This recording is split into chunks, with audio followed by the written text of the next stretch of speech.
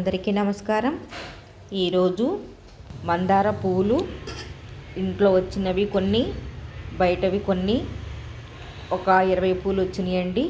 మందార పూలు ఇలా కడిగి ఒక బౌల్ వేసి మెజర్మెంట్ గ్లాస్తో గ్లాస్ వాటర్ వేసి ఇలా మరిగించుకోవాలి.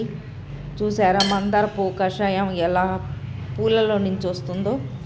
మందార పూల ముద్ద మందారంలో ఇంకా మంచి కషాయం ఎక్కువగా చిక్కగాను వస్తుందండి, ఒంటి రెక్క కన్నా కూడా.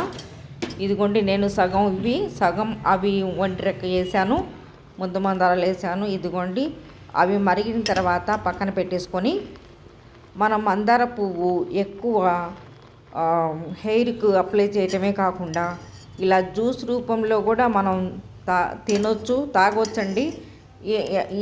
ఈ కాలమే మందార పూలు ఎక్కువగా వస్తాయి. నెక్స్ట్ మార్చి నుంచి మందారం పూలు రావండి, వస్తాయి, అక్కడక్కడ వస్తాయి. మనకు కావాల్సిన పూలు అయితే రావు. కొన్ని పూజకంటూ అవి వస్తాయి, వాళ్ళు కోసేసుకుంటారు. ఇంత ఎక్కువైతే రావు. నేను 20 పూలు మరగనిస్తే ఒక టీ గ్లాసు కషాయంలాగా వచ్చింది చూడండి.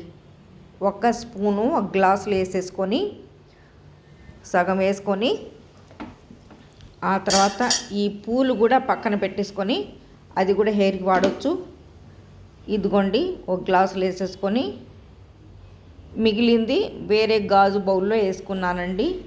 ఇదిగోండి, అల్లం తురుము కొంత, జామ్ చేసుకున్నాను కదా మొన్న నేను వీడియో పెట్టాను.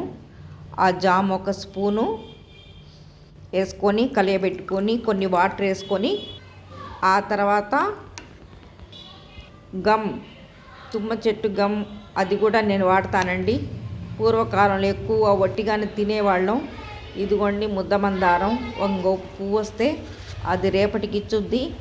ఊరక నేను ఆ ముద్ద మందారంది నేను ఈరోజు షర్బత్ చేసుకుంటున్నాను కదా, అందుకోసం దానికోసం తీసుకున్నాను.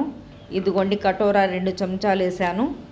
మొత్తం కలియబెట్టుకొని ఊరక పువ్వు వేస్తేనే ఎంత అందంగా ఉందో చూసారా. ఆ కషాయం ఏ కలర్లో వచ్చిందో అదే పువ్వు అదే కలర్లో ఉంది చూడండి.